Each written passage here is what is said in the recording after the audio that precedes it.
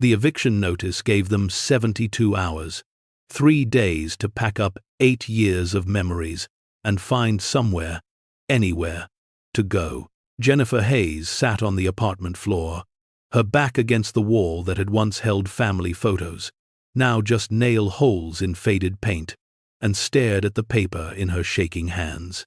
Her phone buzzed. Another bill collector. She didn't answer. What was the point? The medical bills from Lily's asthma treatments had destroyed them. $47,000 in debt. Maxed credit cards. If you're enjoying this deep dive into the story, hit the subscribe button and let us know in the comments from where in the world you are watching from today. A bank account that read $83.42. And now this. Homelessness. With 2 daughters to protect. Through the bedroom door, she could hear 9-year-old Chloe reading to her sister. Lily was 7, small for her age, with lungs that couldn't handle dust or cold or stress. The shelter waiting list was 3 months long. Jennifer had called every one within 50 miles. The motels cost more per week than the rent she couldn't pay. And winter was coming. Her phone buzzed again. This time it wasn't a collector. Unknown number, but something made her answer. Miss Hayes. This is Arnold Whitfield, attorney at Whitfield & Sons. I'm calling regarding your uncle, Gerald Pemberton. Jennifer's chest tightened. Uncle Gerald, her mother's brother, estranged for reasons no one would explain. She'd met him exactly twice, both times before she was 10. Cold man, bitter, lived alone in some falling-apart industrial town upstate. I'm sorry to inform you that Mr. Pemberton passed away 2 weeks ago. Jennifer felt nothing. How could she mourn a stranger? Okay, she said carefully. Why are you calling me? You've been named in his will, Miss Hayes. You're his only surviving relative. He's left you his property. Property. The word hung there, impossible and terrifying, and maybe, just maybe, a lifeline. What kind of property? An old power station, decommissioned in 1987. It's located in Mill Ridge, about 3 hours north of your current location. The building is, well, it's been abandoned for nearly 40 years. But it's yours, free and clear. Jennifer's mind raced. A power station, an abandoned industrial building. It would be massive, dangerous, probably contaminated. But it would be walls, a roof. Somewhere the girls could be inside when the temperature dropped. How much are the back taxes? Whitfield paused. Actually, your uncle kept current on those. He paid them religiously every year, though no one understood why. The property is yours, with no liens. But Miss Hayes, I should be clear, this building is not habitable. It hasn't been occupied in decades. There's no heat, no running water, and the structural integrity is questionable at best. When can I see it? I can meet you there tomorrow if— Tomorrow, Jennifer interrupted. What time? 24 hours later, Jennifer drove her 5-year-old Honda up Route 9. Chloe and Lily silent in the back seat. They'd spent the previous night in the car, parked behind a supermarket, too afraid to go back to the apartment after the eviction deadline passed. Everything they owned was in garbage bags in the trunk. Mill Ridge appeared like something from another era. A town that industry had built and then abandoned. Empty factories lined the river. Main Street was 3 blocks of boarded windows and peeling paint. The few people she saw moved slowly, hunched against the November wind. The GPS led her to the edge of town, down a cracked access road that wound through dead trees. And then she saw it. The power station rose from the landscape like a cathedral of rust and concrete. 6 stories of industrial architecture, massive and imposing, with tall smokestacks reaching toward gray clouds. Windows were broken or missing entirely. Vines crawled up the walls. A chain-link fence, half collapsed, surrounded the property. Jennifer pulled up next to a sedan where Arnold Whitfield stood waiting. He was in his 60s, wearing a suit that had seen better days, holding a briefcase. Miss Hayes, he said, extending his hand. "I wish we were meeting under better circumstances." Jennifer shook his hand, her eyes on the building. "Is it safe to go inside?" "Safe is a relative term. The main structure is sound concrete, and steel don't decay like wood. But there are hazards. Exposed wiring, holes in floors, equipment that could shift or fall. If you're determined to enter, please be extremely careful." "We'll be careful." Whitfield handed her a ring of keys. "The main entrance is around the side. Your uncle's attorney fees have been paid from his estate. There wasn't much else. He lived very modestly. But the building is yours." He left, his car kicking up dust as it disappeared down the access road. Jennifer stood there, looking up at 6 stories of impossible responsibility, then turned to her daughters. "Okay, girls, we're going to explore our new place. Stay close to me, hold hands, and don't touch anything." The main door was metal, painted industrial green decades ago, now mostly rust. The lock stuck, then gave way with a groan that echoed through empty space. Jennifer pushed the door open. Inside was darkness, and the smell of oil, metal, and abandonment. She pulled out her phone, turned on the flashlight. The beam revealed a cavernous space, the main turbine hall. Massive generators, silent for 40 years, stood like sleeping giants. Control panels lined the walls, their gauges frozen in time. The ceiling soared 30 feet overhead, crossed with catwalks and pipe systems. "Mama, it's like a museum," Chloe whispered. "Or a spaceship," Lily added, her voice echoing. They moved through the space slowly. Jennifer tested each step, watching for holes or weak spots. The concrete floor was solid, surprisingly clean under years of dust. The generators were enormous, each one the size of a bus, painted industrial yellow and gray. She found a stairwell, and they climbed to the 2nd floor. More equipment, smaller generators, transformers, things she didn't recognize. The 3rd floor held offices, rows of them with glass windows, looking down into the turbine hall. Desks sat abandoned, papers still scattered on their surfaces. Filing cabinets stood open. A calendar on one wall was stuck on March 1987. The 4th floor was the control room, banks of switches and dials and monitors, all dead, all silent. It looked like something from an old science fiction movie. The 5th floor held break rooms, bathrooms with fixtures from the 1962, a kitchen with industrial appliances.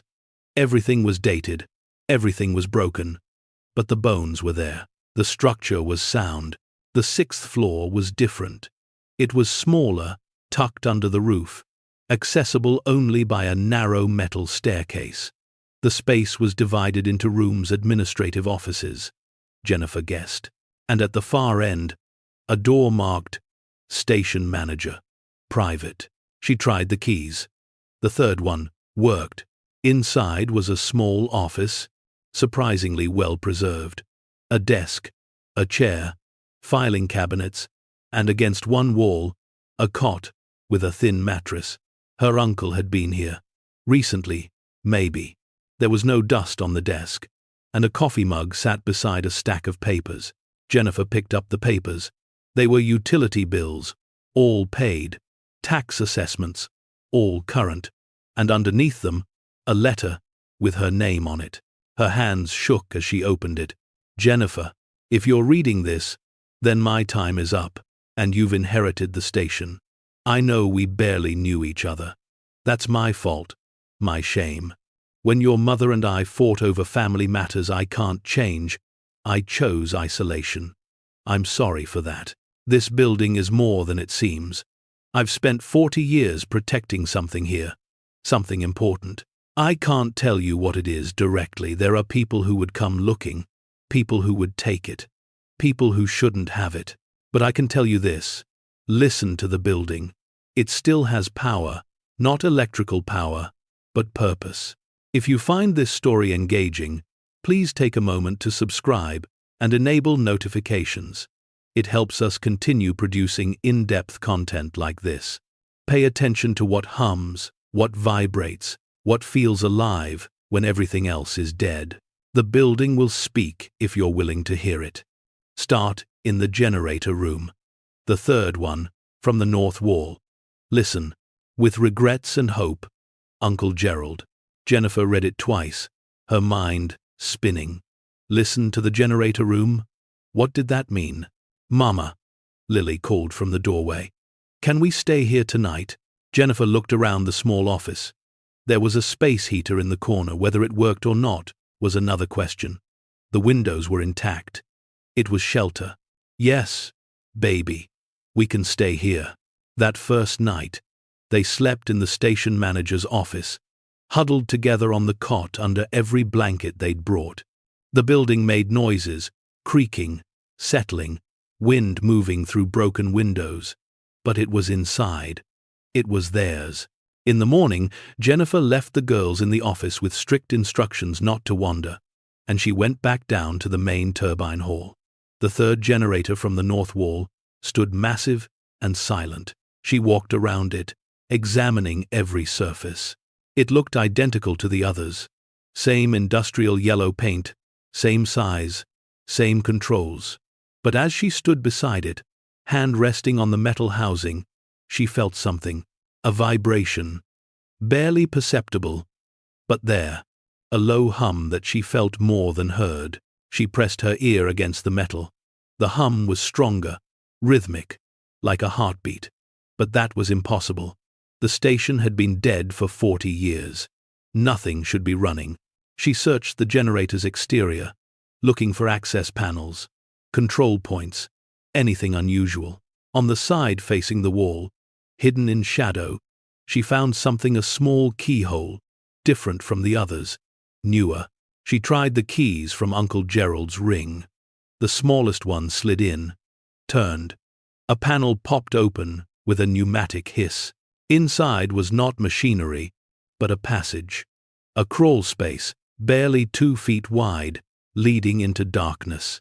Jennifer's heart hammered. She pulled out her phone, shined the light inside. The passage ran about 15 feet, then opened into what looked like a larger space. She couldn't fit through easily, but she could see. She squeezed into the opening, pulling herself forward on her elbows. Phone held ahead of her. The metal was cold, and the space was tight. But she pushed forward.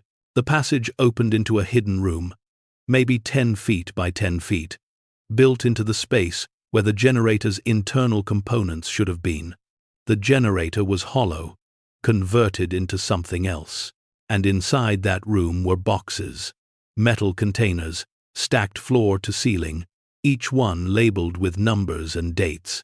Jennifer pulled herself fully into the space and stood. The room was clean, climate-controlled somehow, with a low hum of machinery keeping the air dry. She opened the nearest box. Inside were bundles of cash, neat stacks of $100 bills, wrapped in plastic, organized by serial number ranges. Her legs gave out. She sat down hard, staring at the money, box after box, hundreds of them, maybe thousands. This wasn't possible. This wasn't real. She opened another box. More cash. And another. Gold coins this time, in protective sleeves. And another. Bearer bonds. Legal documents she didn't understand. She crawled back through the passage, her mind blank with shock, and climbed the stairs to the 6th floor. The girls were drawing on scrap paper they'd found. "Mama, are you okay?" Chloe asked. "You look weird." Jennifer sat down on the floor, her back against the wall, trying to process what she'd found. "I need to make a phone call," she said finally. Arnold Whitfield arrived within 2 hours of her call. He brought 2 other people with him, a woman he introduced as Patricia Monroe, a forensic accountant, and a man named David Chen, an attorney who specialized in found assets and estate law. Jennifer led them down to the turbine hall, showed them the generator, the hidden passage. Patricia went in first, David following, while Arnold stayed with Jennifer. 15 minutes later, Patricia emerged, her face pale. "Miss Hayes," she said carefully, "I need to ask you something very important. Did your uncle ever talk to you about his work? About what he did before he retired? I barely knew him. I know he worked here when it was operational. That's all." Patricia exchanged looks with David. "Your uncle was the chief financial officer for Millridge Power Company. When the station closed in 1987, there were significant irregularities in the company accounts. Nearly $450 million was unaccounted for. The FBI investigated, suspecting embezzlement, money laundering, ties to organized crime. But they never found the money, and they couldn't prove your uncle's involvement. The case went cold." Jennifer's stomach dropped. "Are you saying that money in there is stolen?" "I'm saying we need to determine where it came from before you can claim it. But Miss Hayes, if even a fraction of what I saw is legitimate, if there's any legal pathway to ownership, you're looking at a fortune that would change your life." Over the next 3 days, while Jennifer and the girls continued sleeping in the station manager's office, a team of forensic accountants, FBI agents, and attorneys descended on the power station. They catalogued every box, every bill, every coin, every bond. The total came to $419 million. The FBI seized it immediately, pending investigation. Jennifer was questioned for hours. Where had her uncle gotten this money? What had he told her? Was she involved? She told them the truth: she knew nothing. She'd found a letter, followed its instructions, discovered a room full of money. That was all. The investigation took 6 weeks. During that time, Jennifer and the girls lived in the power station, making it habitable through sheer necessity. She found a way to run a generator for heat, rigged up a water system from a well on the property, cleaned one of the break rooms into a makeshift apartment.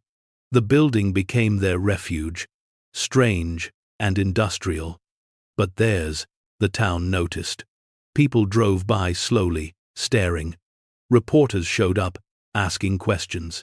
The story broke nationally. Mother and daughters living in abandoned power station, while FBI investigates $419 million find. Jennifer kept her head down, focused on survival. She enrolled the girls in the local school. They rode the bus from the power station, which made them instant curiosities. She found work at a local diner, walking there each morning before dawn. And she waited. The truth came out in pieces, revealed through FBI documents and her uncle's meticulously kept records found in the 6th floor office. Gerald Pemberton hadn't stolen the money. He'd been the whistleblower. In 1986, he'd discovered that Millridge Power Company was involved in a massive price-fixing scheme with 3 other regional utilities. They were illegally inflating rates, bilking customers across 4 states out of hundreds of millions of dollars. When Gerald reported it to the board, they fired him and threatened his life. So he'd done something extraordinary. He'd used his access to the company's financial systems to legally redirect the illicit profits not to himself, but into a segregated account. Then, when the power station closed, he'd slowly, carefully, moved that money into physical assets and hidden it in the one place he knew intimately, the building where he'd worked for 30 years. He'd spent 40 years protecting it, paying the taxes on the building, maintaining the climate control in the hidden room, waiting for the right time to expose what the power companies had done. But he'd never found that time, and now it had fallen to Jennifer. The FBI's forensic team confirmed it. The money had come from illegal overcharges to utility customers. Gerald had documented everything: the scheme, the transfers, the conversions to cash and bonds. He'd essentially held the money in trust, waiting for justice. The question became, what happened to it now? The utility companies had long since been dissolved or absorbed by other corporations. The executives responsible were dead or beyond prosecution. The customers who'd been overcharged numbered in the millions, most of them untraceable. David Chen, the attorney, sat down with Jennifer in the sixth-floor office on a cold January morning. "The legal situation is unprecedented," he said. "Your uncle legally came into possession of these assets through complex but technically legitimate financial maneuvers. He held them for 40 years without spending a penny. He left them to you in his will. And now you have several options, which are: Option 1. The FBI could seize everything as evidence of a crime, even though your uncle committed no crime. That's unlikely given the documentation, but possible. Option 2. The state could claim it as abandoned property and put it into the general fund. Option 3. A class action lawsuit could be filed on behalf of the original customers, though identifying and compensating them would be nearly impossible. Option 4. You could claim it as inheritance, pay the appropriate taxes, and the money becomes yours. Jennifer stared at him. How much in taxes? Federal estate tax would be roughly 40%. You'd owe approximately $168 million, which you obviously don't have. But the assets could be sold or liquidated to cover that. So, I'd be left with $251 million. The number was incomprehensible. More money than she could imagine in 1,000 lifetimes. David leaned forward. But there's option 5, which is what I think your uncle would have wanted. You could create a restitution fund, take the money, and create a foundation that provides relief to people who've been victimized by utility companies, corporate fraud, or similar schemes. You'd get a massive charitable tax deduction, probably enough to offset most of the estate tax. You'd take a reasonable amount to secure your family's future, and the rest would go to helping others. Jennifer thought about the park benches where she'd sat with her daughters, too afraid to go to a shelter, the nights in the car, the terror of having nowhere to go. How much is reasonable? 10 million would be more than enough to set you up for life. Conservatively invested, it would generate income forever. Your daughter's educations would be secured. You'd never worry about money again.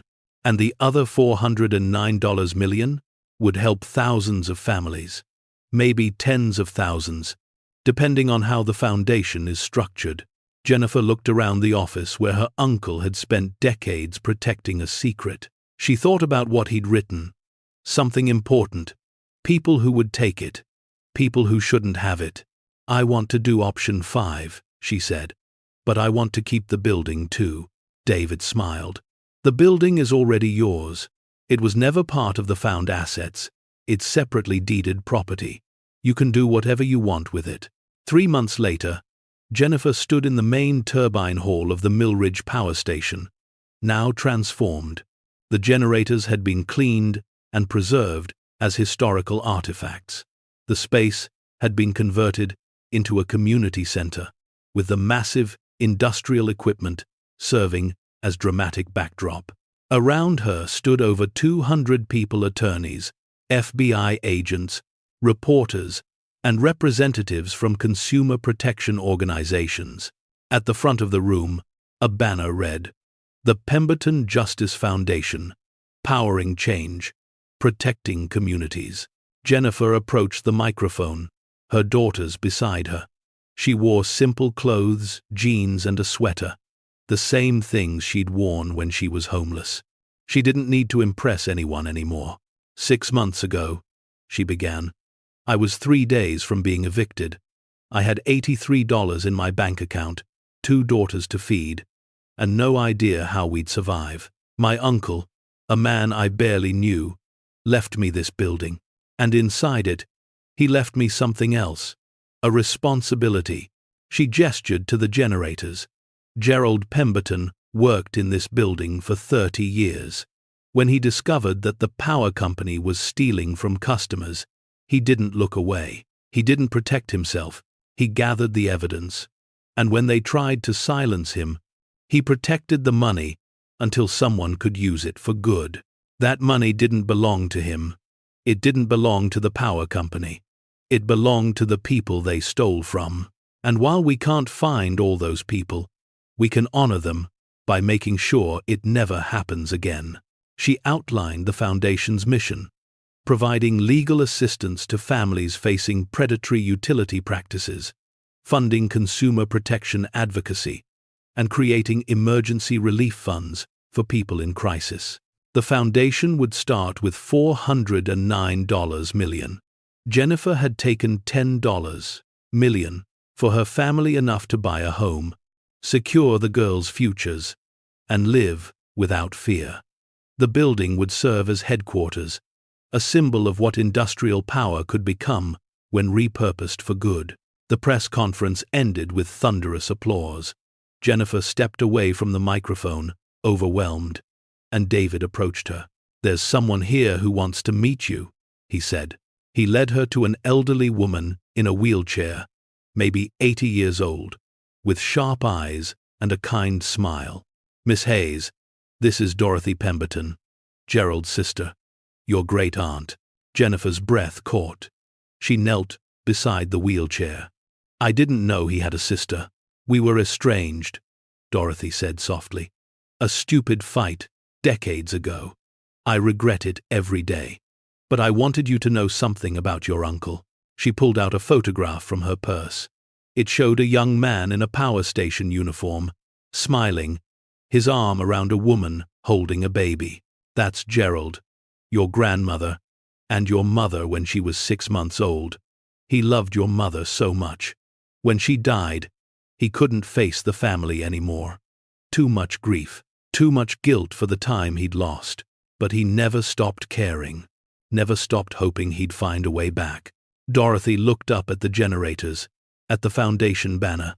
"He found his way back through you, through what you're doing. This is what he wanted: justice, protection, family taking care of family." Jennifer's tears came freely.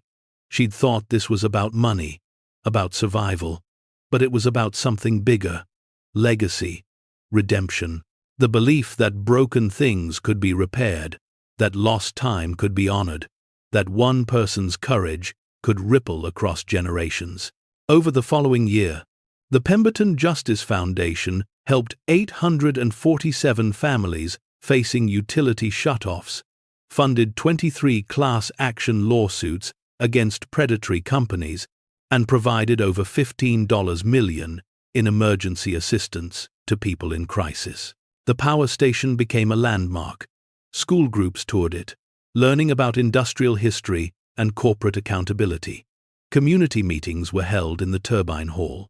The foundation's staff grew to 30 people, all working in offices built into the converted control rooms. Jennifer kept the 6th-floor office exactly as Uncle Gerald had left it. She'd added his photograph to the wall, along with pictures of the families the foundation had helped. It was a reminder of where they'd started and why the work mattered. Chloe, now 10, had become fascinated with engineering. She spent hours studying the generators, asking questions about how they worked, dreaming of becoming an electrical engineer someday. Lily, 8 and healthier now with access to proper medical care, loved showing visitors around. She'd memorized the building's history and told it with dramatic flair, making people laugh and cry in equal measure. Jennifer still worked at the diner 2 mornings a week. She didn't need to. The $10 million was safely invested, generating more than enough income, but she liked the routine, the normalcy, the reminder of where she'd been. The other waitresses had become friends, and the regulars had watched the whole journey unfold. On the 1-year anniversary of finding the hidden room, Jennifer stood in the generator hall after everyone had gone home. The space was quiet, except for the low hum of the HVAC system, keeping the building comfortable. She walked to the 3rd generator from the north wall and placed her hand on its surface. The metal was cool, solid, permanent. She thought about Uncle Gerald standing here 40 years ago, making an impossible choice, hiding a fortune, protecting it from people who would have used it for harm. "Thank you," she whispered to the building. to her uncle, to whatever force had led her here when she'd had nowhere else to go. The generator hummed beneath her palm, constant and reassuring. Not electrical power, just the vibration of air moving through ducts, the life of a building that refused to die. Jennifer smiled. Her uncle had been right. The building still had power. Not the kind that lit homes or ran machines, but the kind that changed lives. The kind that turned desperation into purpose, poverty into generosity, abandonment into legacy. She'd come here with $83 and 3 days until homelessness. She'd found $419 million and the responsibility that came with it. But more than that, she'd found herself, the courage to choose justice over comfort, the wisdom to see wealth not as an ending but as a beginning, the understanding that the greatest inheritance wasn't money, but the chance to matter, to help, to prove that one person's choices could transform the world. The power station stood on the edge of Mill Ridge, no longer abandoned, no longer forgotten. Lights glowed in its windows, voices echoed in its halls. And in the turbine room, where massive generators had once powered a city, a different kind of power flowed, the power of compassion, of second chances, of believing that broken systems could be fixed and broken people could be made whole. Jennifer Hayes had been powerless once, homeless, desperate, out of options.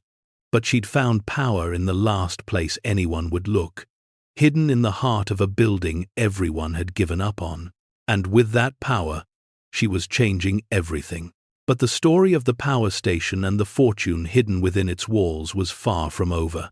Because 3 years after Jennifer's press conference, on a Tuesday morning in late October, something happened that would test everything she'd built and reveal secrets even Uncle Gerald hadn't known he was protecting. Jennifer was in the foundation office on the 3rd floor when her assistant, Marcus, knocked on the door. His face was pale. "There's someone here to see you," he said quietly. "He says his name is Vincent Caruso, and he's been looking for this building for 35 years. The name meant nothing to Jennifer, but something in Marcus's tone made her stomach tighten. "Who is he?" "He says he was the CEO of Mill Ridge Power Company, the one your uncle exposed." Jennifer's blood went cold. Vincent Caruso. She'd seen the name in Uncle Gerald's documents, in FBI reports. He'd been the architect of the price-fixing scheme, the man who'd threatened her uncle, who'd tried to destroy evidence and silence whistleblowers. He'd served 8 years in federal prison after the Foundation's lawyers had reopened the case with Uncle Gerald's documentation. "He served his time," Marcus added. "He's been out for 5 years. But Jennifer, he's asking very specifically about the generators, about the 3rd one from the north wall." "How does he know about that?" "I don't know. But he says he has information you need to hear. Information about what else your uncle was protecting." Jennifer's hands trembled as she stood. "Where is he?" "Waiting in the turbine hall. I didn't know if you'd want to see him, so I asked him to wait downstairs. Call David Chen. Tell him to get here immediately. And Marcus, stay within earshot. If anything feels wrong, call the police." She descended the metal staircase slowly, each step echoing in the cavernous space. From above, she could see him, a man in his 70s, thin, wearing an expensive coat, standing beside the 3rd generator. His hand rested on its surface, exactly where Jennifer had placed hers hundreds of times. "Mr. Caruso," she said, her voice echoing, "you have 5 minutes before I have security remove you." He turned, and she was struck by how ordinary he looked. Not a monster, just an old man with tired eyes and regret written in every line of his face. "Miss Hayes, thank you for seeing me. I know you have no reason to trust me, no reason to believe anything I say, but I'm here because there's something Gerald never told anyone. Something I only learned about 2 weeks before he died. If you're here to claim the money, You're wasting your time. It's been legally distributed through the foundation. There's nothing left to take. I'm not here for money. Vincent's voice was quiet, almost gentle. I'm here because Gerald Pemberton saved my daughter's life, and I never got to thank him. And because what he protected wasn't just stolen profits, it was something far more important, and you deserve to know the whole truth. Jennifer crossed her arms. Explain, quickly. Vincent took a breath. In 1985, Millridge Power Company was approached by a defense contractor. They wanted to use our facility for a classified project, something to do with alternative energy research. The government paid us $50 million to let them install equipment in one of the generators. We were told never to ask questions, never to inspect it, just to keep the building secure and the climate controlled. When the price-fixing scandal broke and the station was scheduled to close, the defense contractor tried to retrieve their equipment, but Gerald refused to let them in. He discovered that the research equipment wasn't about energy at all. It was about weapons. Specifically, weapons-grade material that had been illegally diverted from a dismantled nuclear program. Jennifer's world tilted. Nuclear material? In this building? No, not anymore. Gerald worked with the Department of Energy to have it safely removed in 1988. But in the process, he learned something else. The contractor had been using the cover of the energy research to hide something else in the generator, the financial records of their entire illegal operation. Hundreds of billions of dollars in arms deals, bribes, black market weapons, sales, all documented and hidden in a digital archive. Gerald copied that archive. He kept it safe for 35 years, waiting for the right moment to expose it. And when he died, he encrypted it and left the key somewhere in this building. Jennifer shook her head. That's impossible. I found everything in that generator. Money, bonds, documents about the utility fraud. There was no digital archive, no weapons information, nothing like what you're describing. Vincent smiled sadly. That's because you found the decoy. The room Gerald wanted you to find. The money he wanted you to use for good. But there's another room, another generator, and what's inside it could bring down some of the most powerful people in the world. Why should I believe you? Because 2 days ago, someone broke into my home and held a gun to my head, asking me what I knew about Millridge Power Station. Because 3 weeks ago, a former Department of Defense analyst was killed in what police called a random mugging. But his last email to me said he'd traced the missing weapons records to this building. Because people are dying, Miss Hayes, and if we don't find what Gerald hid before they do, a lot more people will die. Jennifer's mind raced. She thought about the nights she'd heard sounds in the building, footsteps she'd assumed were from the old structure settling, the car she'd seen parked on the access road at odd hours, the break-in attempt last month that police had blamed on local kids. If what you're saying is true, why come to me? Why not go to the FBI? Because Gerald's note to me said you were the only one who could find it. He said, she'll know where to look, because she listens to what others ignore. She hears what I heard. The building will tell her. Vincent pulled out a worn envelope from his coat. He mailed this to me 3 days before he died. I didn't understand it then. But after I heard about your discovery, about the fortune you found, I realized he was talking about you, about his niece, who was brave enough to listen to a building everyone else had abandoned. Jennifer took the envelope. Inside was a letter in Uncle Gerald's handwriting, addressed to Vincent Caruso, dated just days before his death. Vincent, if you're reading this, I'm gone, and the first phase of my plan has worked. Jennifer found the money and used it the way I hoped, for justice, for protection, for good. But the money was only the beginning. What I really protected, what I've guarded for 35 years, is the truth about what you and I both witnessed. The weapons program, The illegal deals, the proof that could expose the entire network. I've hidden it in the one place no one would think to look, in the one generator that still has real power. Not electrical power, but the power of truth. Tell Jennifer to listen. Not to the third generator from the north, but to the second from the south. Tell her to listen on the anniversary of the day I died. The building will speak then. It will show her what I couldn't show anyone else. And Vincent, I forgive you. What you did to the company was wrong. But what you did for Sarah, helping her escape, paying for her treatment, keeping her safe, that was right. That was the man I knew before greed poisoned everything. Help Jennifer finish what I started. Help her be brave enough to use the truth. Gerald.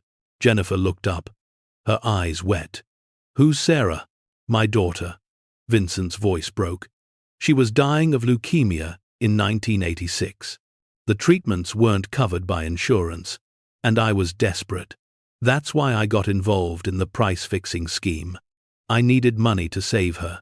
Gerald found out what I was doing, but instead of turning me in immediately, he helped me get Sarah into an experimental treatment program. He paid for it himself, anonymously. She survived. She's 41 now, healthy, with 3 kids of her own. When Gerald finally exposed the scheme, I was furious. I threatened him, tried to destroy him. But even then, even when I was at my worst, he never told anyone about Sarah, never used my sick daughter as leverage. He protected her secret even while he was taking me down. Jennifer sat down on the concrete floor, the letter trembling in her hands. When did he die? October 28th. 3 years ago tomorrow. Tomorrow. The anniversary. Listen to the building. The second generator from the south, Jennifer said quietly. That one was always different. It vibrates at a different frequency. I noticed it years ago, but never thought much about it. Can we check it now? Jennifer shook her head. Not we. Me. If there's something dangerous here, if people are willing to kill for it, I'm not putting anyone else at risk. You wait here. If I'm not back in 30 minutes, Marcus will call the police. She stood and walked to the southern end of the turbine hall. The second generator from the south wall stood identical to the others, massive and yellow, silent for 40 years. But Vincent was right. It was different. She'd always felt it a vibration, a frequency that didn't match the others. She'd assumed it was foundation settling, or wind resonance, or something structural. She examined the generator's surface, looking for access points, hidden panels, anything. Nothing obvious presented itself. Then she remembered Uncle Gerald's letter. Listen, on the anniversary of the day I died. The building will speak then, tomorrow. But what would be different tomorrow? She pulled out her phone and searched for information about the power station. She found old operational records, photographs, technical specifications, and then she found something interesting, a maintenance schedule from 1987, the last year of operation. The climate control system for the entire building ran on a timer. It had been programmed to activate once per year on October 28th, Uncle Gerald's death date, to maintain optimal conditions in hidden spaces. He'd kept it running all these years, paying the minimal electricity costs, ensuring that whatever he'd protected stayed preserved. Tomorrow, at midnight, the system would activate. The building would come alive with air circulation, humidity control, temperature regulation, and in that moment, the generator would do something different. Jennifer looked at her watch. It was 4 p.m., 8 hours until midnight. She climbed back up to the office, where Chloe and Lily were doing homework after school. They were 13 and 11 now, growing up in the shadow of generators and secrets, as comfortable in industrial spaces as other kids were. In suburban homes, girls, I need you to do something for me, Jennifer said carefully. I need you to spend tonight at Aunt Dorothy's house. Chloe looked up sharply. She was perceptive, always had been. What's wrong? Nothing's wrong. But something's happening here tonight. Something I need to handle alone, just for safety. Is it about Uncle Gerald? Lily asked. Is it about the money? It's about the truth, Jennifer said. About finishing what he started. She called Dorothy, who'd become a regular presence in their lives. A grandmother figure the girls had never had. Dorothy agreed immediately to keep them overnight, asking no questions, trusting Jennifer's judgment. After the girls left, Jennifer called David Chen and explained everything: Vincent's visit, the letter, the second generator, the midnight activation. Don't do this alone, David said immediately. If there's even a chance dangerous people are looking for this, you need protection. FBI, police, someone. And if I'm wrong, if there's nothing there, or if bringing in authorities compromises whatever Uncle Gerald was protecting. He trusted me, David. He left this specifically for me to find. I have to see it through. Then I'm coming there. I'll bring Marcus and 2 security guards. We'll stay out of your way, but we're not letting you face this alone. Jennifer agreed, grateful. By 9 p.m., they'd assembled David, Marcus, 2 armed security guards named Torres and Williams, who'd worked for the Foundation since its inception, and Vincent Caruso, who'd refused to leave. I owe Gerald this, Vincent said simply. I spent 35 years running from what I did. I'm not running anymore. They gathered in the turbine hall, waiting.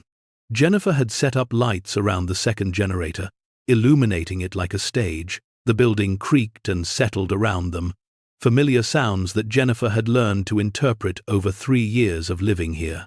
At 11:45 p.m., Jennifer's phone alarm went off. 15 minutes. She stood beside the generator, hand on its surface, feeling the slight vibration she'd always noticed. The others stood back, watching, waiting. Midnight came. For a moment, nothing happened. Then, throughout the building, systems began to activate. Air handlers kicked on with a deep hum. Vents opened with pneumatic hisses. The climate control system, dormant for 364 days, came to life. And the generator beneath Jennifer's hand began to vibrate differently. Stronger, rhythmic, almost like it was breathing. A panel she'd never noticed before, seamlessly integrated into the housing, clicked open. No keyhole this time. The panel had been triggered by the change in air pressure from the climate system activation. Behind it was a touch screen, dusty but still illuminated, running on battery backup that had apparently lasted 35 years. The screen displayed a message: Gerald Pemberton Memorial Archive. Access requires biometric verification and temporal authentication. Place right palm on scanner. Verification window, October 28th, midnight to 12:15 a.m. Jennifer placed her hand on the scanner. It glowed blue, reading her fingerprints, her palm print, probably her vein patterns. DNA match confirmed. Jennifer Marie Hayes. Relationship, niece. Status, authorized. The screen changed, displaying a video file. Jennifer tapped it, and Uncle Gerald's face appeared. He looked younger than in recent photos, maybe 60, which meant this was recorded at least 15 years ago. Jennifer, the video began. If you're seeing this, you've found the first room and used the money wisely. I knew you would. You have your mother's heart, her sense of justice, her courage. What I'm about to show you is dangerous. People have killed to keep it hidden. They'll kill to get it back. So, before I tell you what's here, I need to tell you what it means. In 1985, I discovered that Millridge Power Company was being used as a front for illegal weapons sales. Defense contractors were using our facility to hide financial records of arms deals with embargoed nations, terrorist organizations, and rogue governments. Billions of dollars in illegal transactions, all documented, all archived in a secure digital database hidden in our generator. I copied that database, Every file, every transaction, every name, and I've kept it safe for decades, waiting for the right moment to release it. But that moment never came. The people involved are too powerful, too protected. Exposing them would require someone brave enough to risk everything and smart enough to do it safely. That someone is you, Jennifer. You've already proven you can use a fortune for good instead of personal gain. Now I'm asking you to use the truth the same way. Behind this screen is a solid-state drive containing 47 terabytes of financial records, emails, transaction histories, and video evidence documenting the largest illegal arms network in modern history. It implicates 17 sitting members of Congress, 8 foreign heads of state, 43 defense contractors, and over 200 military officials. Releasing it all at once would cause chaos, but releasing it strategically to the right journalists, the right investigators, the right courts could bring justice to thousands of victims and prevent countless future crimes. I'm entrusting this to you because I believe you'll know what to do with it, because you understand that power, whether it's money, truth, or justice, is a responsibility, not a prize. The drive is yours, the choice is yours, but know that the moment you remove it from this generator, people will know. They've been monitoring this building for years, waiting, watching. You'll need protection, you'll need allies, and you'll need courage. I'm sorry to leave you this burden, but I couldn't think of anyone else strong enough to carry it. With love and faith, Uncle Gerald. The video ended. The screen displayed an eject button. Jennifer stood frozen, her mind reeling. 47 terabytes of evidence, names that could topple governments, truth that could start wars or prevent them. What do we do? Marcus whispered. Jennifer looked at the people around her. David, who'd fought for justice through every legal challenge. Marcus, who'd dedicated himself to helping families the system had failed. Torres and Williams, veterans who'd seen corruption destroy lives. And Vincent, who'd spent years paying for his mistakes, trying to earn redemption. We do what Uncle Gerald trusted me to do, she said. We use it wisely. She pressed the eject button. A drawer slid open, revealing a metal case the size of a thick book. She lifted it carefully, and immediately, alarms began to sound. Not in the building, but on her phone. Text alerts from the Foundation's security system. Cameras had detected vehicles approaching on the access road. 3 of them, moving fast. They're coming, Vincent said, his face pale. They've been waiting for this moment. How long do we have? David asked. Torres checked the security feed on his phone. 5 minutes, maybe less. They're not trying to hide. Jennifer's mind raced. She couldn't let them take the drive, but she also couldn't risk a confrontation that might get people killed. The tunnel, she said suddenly. The maintenance tunnel. When the power station was operational, there'd been an underground tunnel connecting it to a substation half a mile away. Jennifer had discovered it 2 years ago during renovations. It was narrow, partially collapsed in places, but passable. Marcus, take the drive. Torres, Williams, go with him. Use the tunnel to get to the substation. Then, take the service road to town. Get to the police station, and don't give this to anyone except the FBI field office in Albany. Call them now. Tell them it's classified material related to an active investigation. What about you? Marcus asked. I'm staying here. If they think we're all running, they'll pursue. But if I'm here, cooperating, acting like I don't know what they want, it might buy you time. Jennifer, these are people who've killed to protect these secrets, David protested. You can't face them alone. I won't be alone. Vincent's staying with me. Aren't you? Vincent nodded slowly. I am. This is insane, David said. I'm calling the police now. Do it. But get that drive to safety first. That's what matters. Torres, Williams, and Marcus disappeared into the stairwell leading to the basement tunnel. David was already on his phone with 911, and Jennifer stood in the turbine hall, the metal case still warm from where it had been stored, looking at Vincent Caruso. "Why are you really here?" she asked quietly. "Because Gerald gave me a second chance when I didn't deserve one. Because my daughter is alive because of him. And because I'm old, Miss Hayes. I'm 76 years old, and I've got maybe a few good years left. If I can spend them making up for the harm I caused, that's worth more than dying comfortable." Car doors slammed outside. Footsteps approached. Jennifer set the metal case on top of the generator, in plain sight, but opened it first. Inside was indeed a solid-state drive, but also something else. A letter, addressed to "Whoever comes for this." She opened it quickly.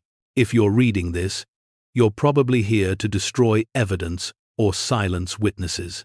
But know this: the data on this drive has already been encrypted and distributed to 47 different secure servers worldwide, on a dead man's switch.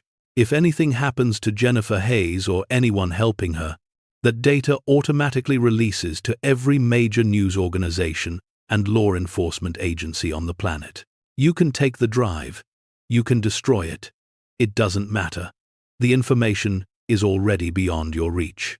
Your only choice is to let justice proceed, or to ensure it proceeds immediately by harming my niece. Choose wisely." Gerald Pemberton. Jennifer smiled, despite her fear. Even in death, Uncle Gerald was protecting her. The main door burst open. 5 people entered, 3 men in tactical gear, carrying weapons, and 2 people in business suits. One of the suits was a woman in her 50s, with steel-gray hair and cold eyes. The other was a younger man, maybe 40, with the kind of face that belonged in boardrooms and diplomatic meetings. "Miss Hayes," the woman said, her voice calm and professional. "My name is Margaret Chen. I'm a consultant for the Department of Defense. We're here to retrieve classified material that was illegally obtained from a secured facility. We have authorization to use any means necessary." Jennifer held up Uncle Gerald's letter. "Read this first." Margaret took it, scanned it quickly, and her expression didn't change. "Your uncle was a clever man. But dead man's switches can be located and disabled." "Can they?" Jennifer asked. "In the 3 minutes it took you to get here from your vehicles, the encryption keys for those 47 servers were sent to 100 different email addresses. Journalists, investigators, politicians, foreign intelligence agencies.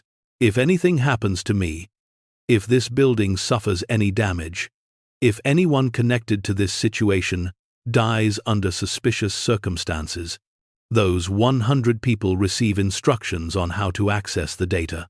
You're bluffing. Test me." Sirens wailed in the distance. David's call to 911, plus probably Torres, contacting the FBI. Margaret's jaw tightened. "You don't understand what you're dealing with. That data, if released, could destabilize governments, restart conflicts, get thousands of people killed, or it could bring war criminals to justice, expose corruption, and prevent future atrocities," Jennifer countered. "Uncle Gerald documented crimes. Releasing evidence of crimes isn't dangerous.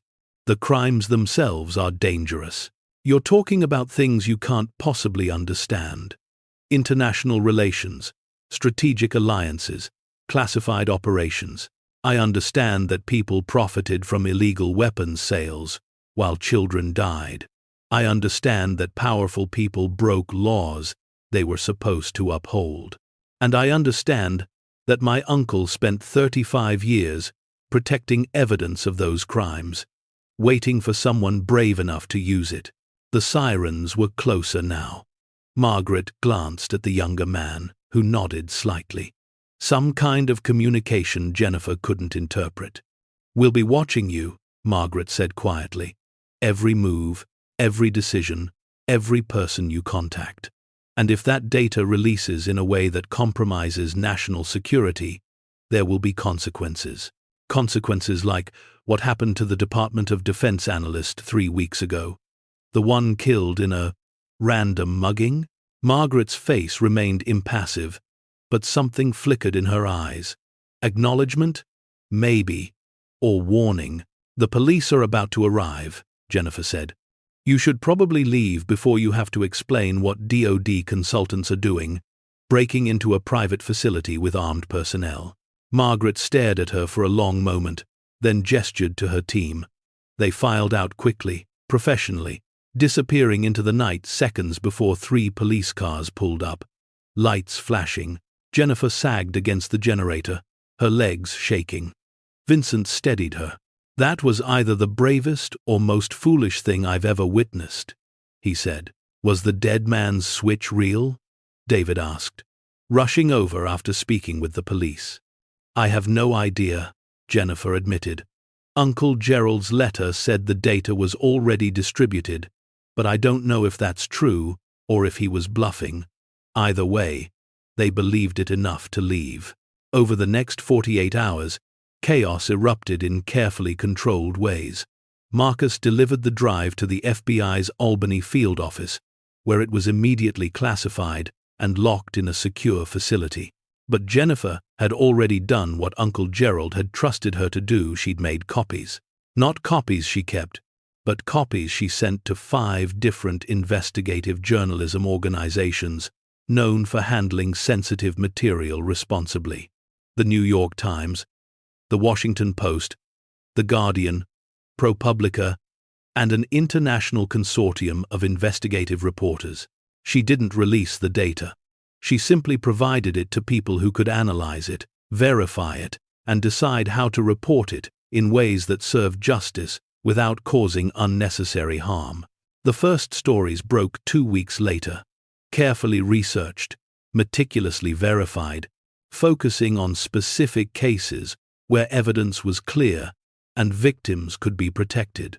A defense contractor who'd sold weapons to a terrorist organization, a congressman who'd taken bribes to facilitate illegal arms sales, a foreign official who'd pocketed humanitarian aid money while buying missiles.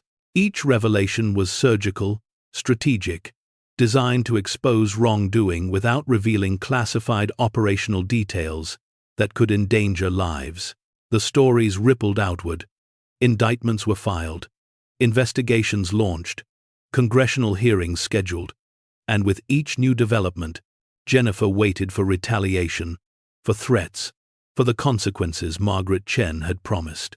But they never came, because Uncle Gerald had been right. The information was already beyond their control. The dead man's switch, whether real or bluffed, had worked. Jennifer was too public, too watched, too protected by the very journalists who were now reporting the stories. Killing her or silencing her would only confirm the data's authenticity and ensure its complete release. 6 months after the midnight discovery, Jennifer sat in the turbine hall with Dorothy, now 83, and still sharp as ever. Your uncle would be so proud, Dorothy said, holding Jennifer's hand. Not just for finding what he hid, but for understanding how to use it. I'm terrified every day, Jennifer admitted. Terrified I made the wrong choice, that something I did will get someone hurt. Gerald was terrified too, Dorothy said. Every single day for 35 years. But he did it anyway, because some things are worth being afraid for. Justice is one of them. The foundation continued its work, now with additional funding from settlements and seizures related to the weapons scandal. The power station became not just a community center, but a symbol of transparency, accountability, and the belief that ordinary people could stand up to extraordinary corruption. Chloe graduated high school as valedictorian and received a full scholarship to MIT.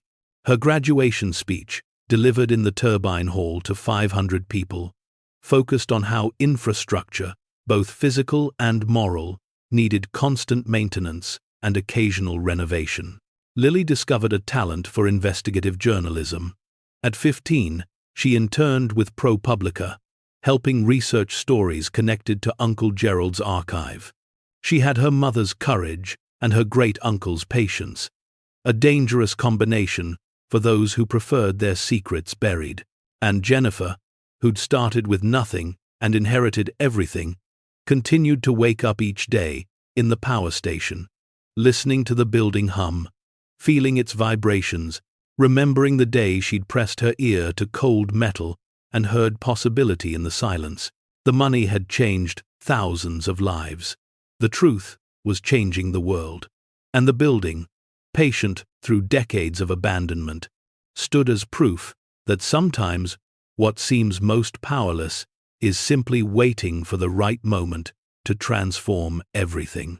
3 years, 7 months, and 14 days after Jennifer Hayes inherited a condemned power station, she stood in front of a congressional committee. They'd subpoenaed her to testify about how she'd obtained the weapons archive and what gave her the right to release classified information. She sat at the witness table, cameras broadcasting to millions, and told the truth. "I'm a single mother who was 3 days from homelessness. My uncle, who I barely knew, left me a building and a responsibility. He protected evidence of crimes for 35 years because he believed someday someone would be brave enough to bring it to light. I'm not that brave. I'm just desperate enough to do what's right, even when I'm terrified. The question isn't what gave me the right to release that information. The question is what gave anyone the right to hide it. What gave powerful people the right to profit from weapons sales while families died? What gave officials the right to break the laws they swore to uphold? My uncle protected the truth because no one else would. I released it because no one else could. And I'd do it again, consequences be damned, because some things matter more than safety. Justice matters more. Truth matters more. Protecting the powerless matters more." The committee didn't know how to respond. They threatened contempt charges, but public opinion had turned. Jennifer Hayes, the homeless mother who'd given away a fortune and exposed corruption, had become a hero. Charging her would be political suicide. The hearings fizzled out. Reforms were proposed.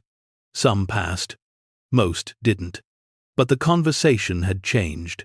People were asking questions, demanding accountability, refusing to accept that power meant permission to break laws. And in Millridge, in a converted power station where massive generators stood as monuments to industrial history and personal courage, Jennifer Hayes lived with her daughters, ran a foundation that helped thousands, and listened every day to the building that had saved her life by trusting her with its secrets.